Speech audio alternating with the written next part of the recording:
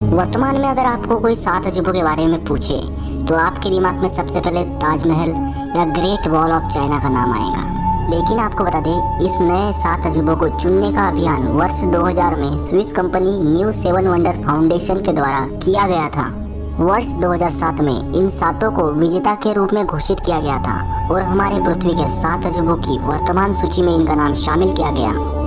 आज के 7 अजूबों की तरह प्राचीन काल में भी 7 अजूबे हुआ करते थे, जिनका वर्णन इतिहास की किताबों में पाया जाता है। यह 7 अजूबे समय के साथ किसी प्रलय, आपदा या युद्ध के कारण नष्ट हो गए। इनमें से कुछ अजूबों की खोज इतिहासकारों ने की है और उन्हें इन पुराने अजूबों के कुछ अवशेष भी मिले हैं, और कुछ अजूबे ऐसे भी हैं जिनके अस्तित्व पर सवाल उठाए जाते हैं। उन प्राचीन काल का एक अजूबा ऐसा भी है जो आज भी अस्तित्व में है और वर्तमान की 7 अजूबों की सूची में उसका नाम शामिल है। तो चलिए इतिहास के इस सफर में जानते हैं प्राचीन काल के इन 7 अजूबों के बारे में। The Colossus of Rhodes. यह सूर्य देवता हेलोसस की विशाल प्रतिमा थी, जिसे ग्रीक के शहर रोड्स में बनाया गया था। यह विशाल मूर्ति लीडस के मूर्तिकार चेरस ने बनाई थी। इसे बनाने में लगभग 12 साल का समय लगा था और इसकी ऊंचाई लगभग 33 मीटर थी, जो इसे प्राचीन दुनिया की सबसे ऊंची मूर्त बनाता है। इतिहास में इस प्रतिमा के स्थान को रोड्स के बंदरगाह के प्रवेश द्वार के रूप में दर्शाया गया है। 225 से 226 ईसा पूर्व के बीच आए भूकंपों से यह विशाल प्रतिमा ढह गई, लेकिन फिर भी कुछ हिस्से सुरक्षित बच गए थे। इसके बाद 653 में मुस्लिम जनरल मुआविया प्रथम के अरब सेना ने रोड्स पर विजय प्राप्त की और उसके बाद इस प्रतिमा को पूरी तरह से नष्ट कर दिया गया और फिर इसके अवशेषों को बेच दिया गया। The light house of Alexandria, जिसे हिंदी में सिकंदरिया का प्रकाश स्तंभ भी कहा जाता है, माना जाता है यह दुनिया का सबसे पहला लाइट हाउस है। यह प्राचीन मानवता की एक तकनीकी विजय थी। इस प्राचीन लाइट हाउस का कार्य लगभग 280 ईसा पूर्व टॉलेमी द्वितीय के शासनकाल के दौरान समाप्त हुआ था। 110 मीटर से भी ऊंचा यह लाइट हाउस अलेक्जेंड्रिया के बंदरगाह में फोरस द्वीप पर खड़ा था। गीजा के पिरामिड के बाद इसे दुनिया की दूसरी सबसे ऊंची मानव निर्मित संरचना माना जाता है। 956 और 1323 ईस्वी के बीच इन 3 भूकंपों के कारण यह विशाल प्रकाश स्तंभ बुरी तरह से क्षतिग्रस्त हो गया था और एक खंडर बन के रह गया। उसके बाद इसके अवशेष पत्थरों का उपयोग किला बनाने के लिए प्रयोग में लिया गया था। 1994 में फ्रांस के पुरातत्व विभागों की एक टीम ने अलेक्जेंड्रिया की पूर्वी बंदरगाह के पानी में गोता लगाया और समुद्र के तल पर प्रकाश स्तंभ के कुछ अवशेषों की खोज की थी। The statue of Zeus at Olympia. Olympia में ग्रीक देवता ज्यूस की एक विशाल मूर्ति थी, जिसे एक मंदिर में स्थापित किया गया था। इस मूर्ति को बैठी हुई अवस्था में दिखाया गया था।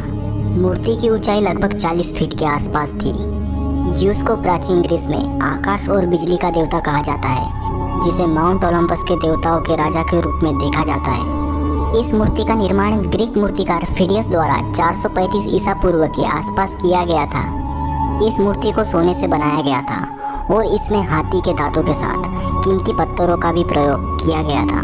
इसके नष्ट होने के सबूत किसी के पास भी नहीं है, लेकिन कुछ जानकारों के अनुसार 5वीं शताब्दी के दौरान मूर्ति खो गई थी और नष्ट हो गई। इस मूर्ति के अस्तित्व में होने के प्रमाण प्राचीन ग्रीक के किताबों में पाए जाते हैं और इसके रूप का विवरण प्राचीन ग्रीक के सिक्कों से जाना जाता है। द टेम्पल ऑफ आर्टेमिस, जिसे टेम्पल ऑफ डायना भी कहा जाता है, यह एक ग्रीक मंदिर है जो देवी आर्टेमिस का था। आर्टेमिस को वनस्पति और शुद्धता की देवी के रूप में देखा जाता है और रोमन लोग इन्हें डायना के नाम से पहचानते हैं।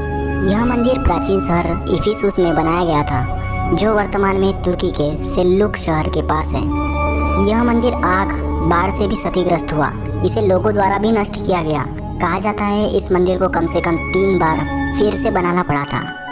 हर बार जब इसे फिर से बनाया गया तो यह और भी सुंदर और प्रभावशाली बनता गया। लेकिन जब 262 ईस्वी में इस पर आक्रमण करके मंदिर को नष्ट कर दिया गया था, तो इसके बाद इसे फिर से नहीं बनाया गया। आज भी इस मंदिर के अवशेष मौजूद हैं। The hanging garden of Babylon. प्राचीन 7 अजूबों में बेबीलोन हैंगिंग गार्डन यह एक ऐसा एकलौता अजूबा है जिसके अस्तित्व को नकारा गया है। लेकिन अगर यह अजूबा सच में रहा होगा तो ये मानव इतिहास की खूबसूरत इंजीनियरिंग का एक प्रमाण रहा होगा। इसे प्राचीन शहर बेबोलिन में बनाया गया था।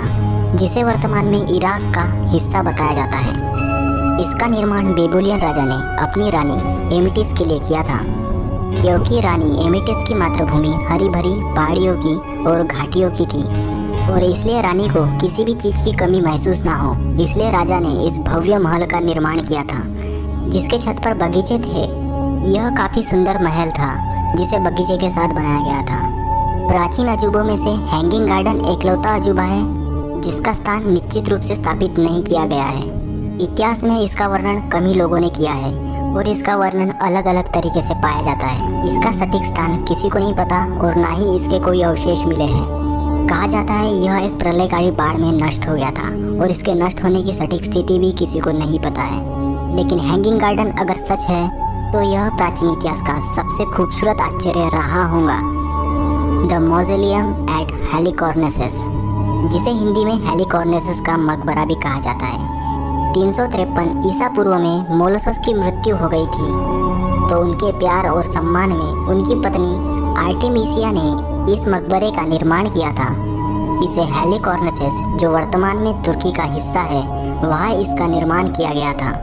इसे इतना भव्य बनाया गया था कि यह लोगों के लिए एक मिसाल था। इसकी ऊंचाई लगभग 148 फीट बताई जाती है। इस मकबरे के पास मूर्तिकारों ने मूर्तियां भी बनाई थी। यह मकबरा सौंदर्य विजय माना जाता था। 12वीं से 15वीं शताब्दी तक लगातार भूकंपों से यह भव्य मकबरा नष्ट हो गया, लेकिन आज भी आप इसके अवशेषों को म्यूजियम में देख सकते हैं। The great pyramid of Giza. प्राचीन 7 अजूबों में यह अजूबा इतना मजबूत है जिसने इतिहास में इतने प्रलय और आपदा का सामना किया है, फिर भी आज यह अपनी जगह में टिका हुआ है। ग्रेट पिरामिड 4000 से भी अधिक वर्षों तक दुनिया की सबसे ऊंची मानव निर्मित संरचना थी। पिरामिड का स्ट्रक्चर पुराने समय के सटीक इंजीनियरिंग का प्रमाण देता है। पिरामिड अपने आप में ही अद्भुत है, जो अपने अंदर ना जाने कितने सारे राज दफन किए बैठा है।